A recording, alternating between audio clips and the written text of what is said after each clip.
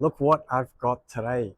GWM Tank 700 Hi4-T. You think from looking at the photo, this thing is similar size to the Tank 500, but you'd be very wrong. The bonnet here is nearly to my chest. This thing is significantly bigger, and the key thing is this thing is a lot taller compared to the 500. This vehicle here is in the stealth grey paint. It's also got air suspension and a few other things that are pretty cool as well, which I'll touch on very soon. Air suspension also goes up and down. Let's look at some of the details on the outside. Starting from the front, LED headlights, very nice, and also very recognizable with the shape. There are 360 camera, parking sensors. I don't know the approach departure angle from the top of my head, but I'll put it on the screen. This thing, as it stands right now, it's over 2 meters tall. Look at the extra cameras you have on this vehicle, being the flagship in GWM. 20-inch alloy wheels. The brake discs are also massive.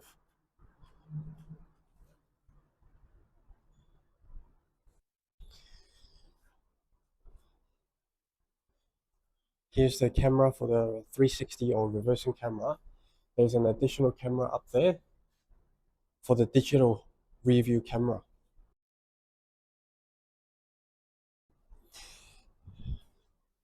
Parking sensors as well. What do you guys think? Is this a car GWM should bring to Australia? Keep in mind, this is going to be pretty expensive, right? Let's check out the inside.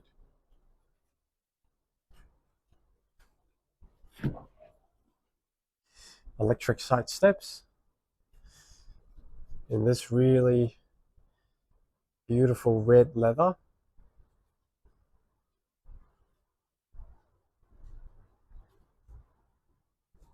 Harman Kardon audio system.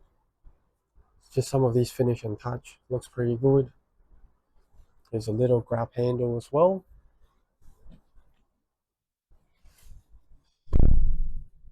Electric steering wheel adjust.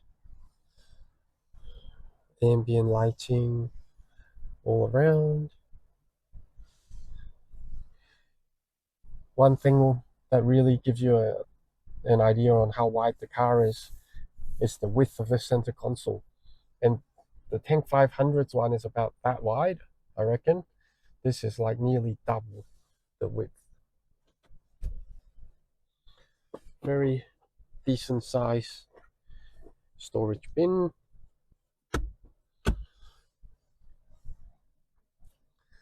This here, the steering wheel is pretty familiar. It's covered in leather. The seats are also covered in Napa leather. Whole seat design and everything is a bit unique. And even this headrest, not sure if you can tell how it sort of wraps around. It really hugs the back of your head, making it quite comfortable. And I would assume when you're off-roading, that would make a difference. The digital cluster there, pretty similar to other GWM products. Looks a little bit different, but this is still the slightly older platform. In terms of equipment, this thing is pretty well equipped as well. Heated massaging seats, ventilated seats up front and the back. Here is also the air ride or the height adjustment of the suspension. 2 wireless phone chargers, heated ventilated seats there. Drive mode select, and check out this gear selector. It's like a massive crystal with your park brake. Once again, nice texture. 2 cup holders and a USB-A there. Now with this touchscreen, it seems to be bespoke as well, but it seems to be the same as the same software as like the Tank 500 and the Tank 300 and Canon Alpha, just with a slightly different skin. Tank turn assist. This one's the off-road cruise control. Let's have a look at the 4x4 mode, the Conqueror perspective. Let's have a look. Pretty neat. Another thing that I found pretty neat are the pedals. It's the Tank logo that's been made into the pedals, as well as the footrest. This is the digital mirror. Hold, and then it becomes a normal mirror. On the screen here, because we are in Australia and the SIM card isn't working, so there's really not too much I can show you. There are plenty of apps, and there's like a rest mode. Another thing that's pretty cool is this screen here. You can swipe it, and you can also hold on to it, and it becomes like it goes into like a rest mode, where you can start and set your timer on, I guess, how long you want to nap for. It seems to be a Chinese vehicle thing. People seem to nap in their cars a bit. So yeah, a little bit different, eh?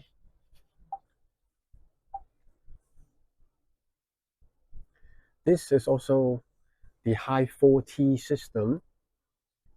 Hi4-T, which means it does have mechanical 4x4, a proper transfer case, and rear center lock, front axle lock, and rear diff lock as well. In the Tank 700, it is equipped with a 3-liter V6 petrol turbocharged engine as well. The performance are ridiculous, and it does need it because of the size of the vehicle. And I just love a lot of these details, even the grab handle and this little speaker. It does have 4-zone speaker, so when you speak to Tank, it knows where you are. So for an example, 坦克. All right, let's move on to the back seats.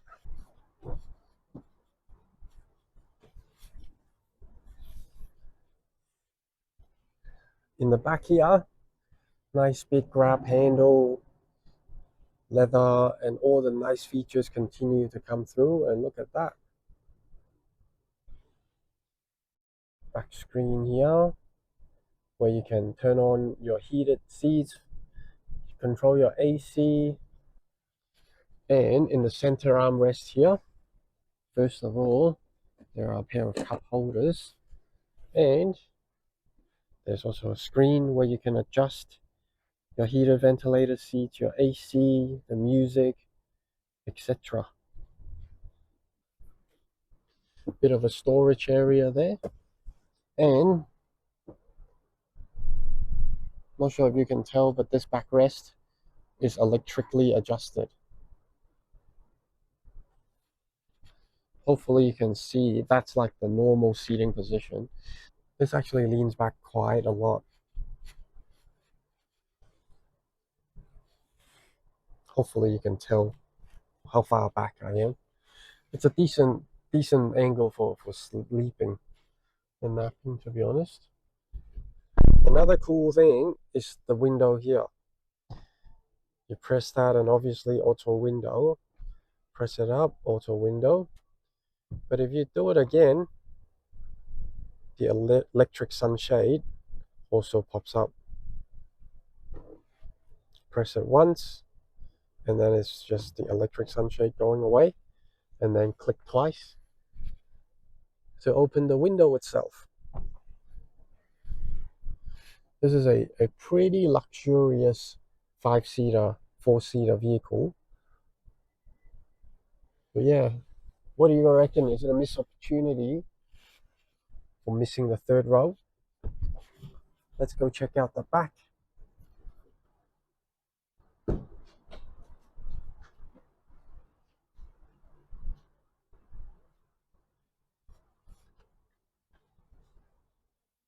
There is really not much here because this is where the battery is, 37 kilowatt hour. All these pumps and whatnot, there for the airbag suspensions, which is just there. Independent rear end with triple lock. That's what makes it a Hi4-T. How interesting, the exhaust actually comes out here around the rear axle. Here, there's the transfer case.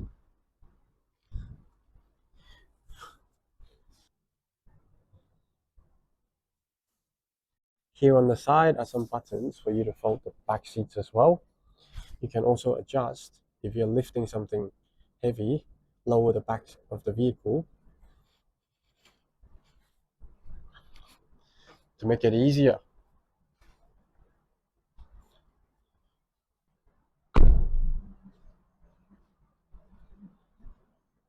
So yeah, what do you guys think? Should this come to Australia? And if it comes, what sort of price should it be at? In China, this vehicle is quite a bit more expensive compared to the Tank 500 when comparing Hi4-T to Hi4-T. But yeah, you tell me. Well, hopefully you guys enjoyed this video. If you did, make sure you give me a thumbs up, and I'll catch you on the next one.